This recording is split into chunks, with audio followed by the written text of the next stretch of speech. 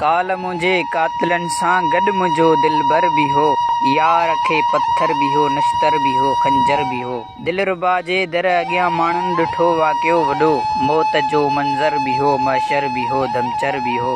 इश्क ई रुसवा कयो न त अहिड़ो अज़मी कोन हो, इश्क ई रुसवा कयो न त अहिड़ो अज़मी कोन हो।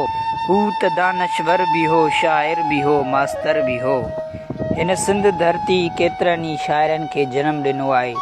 मुंहिंजे अदबी रहबर उस्ताद साईं अब्दुर्रहीम अज़मी साहब पनुआ किल जे लॻ ॻोठ सूमरा पांवारी 16 तारीख़ पहिरियों महीनो 1972 मरहूम फ़क़ीर जमालदीन कुंबर जे घर में जनम वरितो। प्राइमरी तालीम अबाणे ॻोठ में हासिल कयऊं।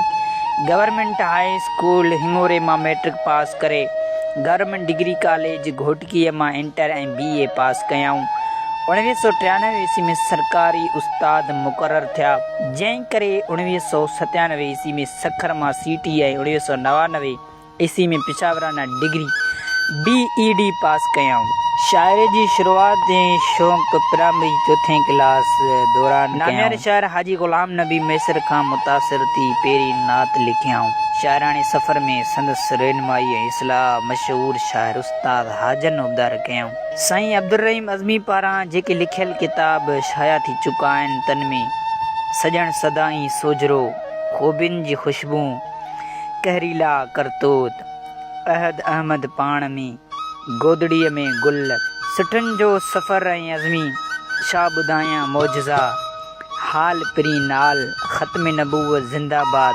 इन नवनि किताब छपजण खां बाद जॾहिं त किताब दारूअ जा दाणा शाया थियण वारो आहे, साईं अब्दुर्रहीम अज़मी जन खे अदबी कारकिर्दगीअ तौरु मञता सर्टिफिकेट जेके मिली चुका आहिनि, जिन जो विचूर हिनरियत आहे।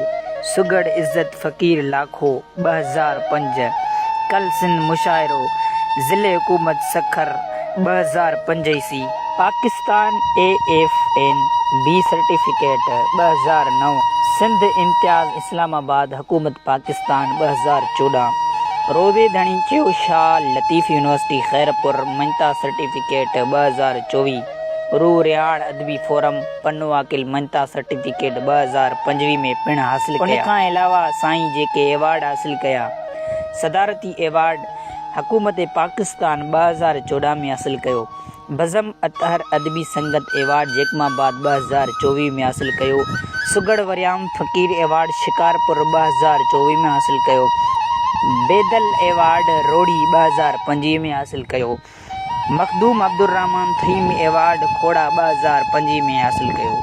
साईं अब्दुर्रहीम अज़मी जी नातिया शाइरी सिंध जे हर नंढे तोड़े वॾे नातख़्वान पिणु ॻाई आहे ऐं ॻाईंदा रहनि था। साईं पाण बि तमामु बहितरीनु नातख़्वान आहिनि। रेडियो पाकिस्तान, KTN TV तोड़े कशिश TV, सिंध TV, आवाज़ TV तां बि पंहिंजे फ़न जो मुज़ाहिरो हासिल करे चुका आहिनि। हूअं त उस्ताद अज़मी जी आम शाइरी सिंध जे भलुड़ फ़नकार मशहूर ख़ान साहब मुमताज़ लाशारी पिणु ॻाई आहे। उन खां अलावा बि केतिरनि ॿियनि फ़नकारनि अज़मी साहब खे ॻायो आहे। पाण अदबी तंज़ीम, सिंधी अदबी संगत ऐं सुरहाण कलमकार संगत में ख़िदमतूं सर अंजाम ॾेई चुका आहिनि। हिन वक़्तु अज़मी अदबी इस्लाही फोरम सिंध तंज़ीम जा बानी आहिनि। राकिमुल हुरूफ़ जंहिंजो पिणु प्रेस एंड सेक्रेटरी आहे। असांजी दुआ आहे त साईं जन जी शफ़क़त ऐं सायो ता देर असां मथां सलामत ऐं जारी रहे। साईं हमेशह महकंदा रहनि ऐं बासलामत पंहिंजी ज़िंदगी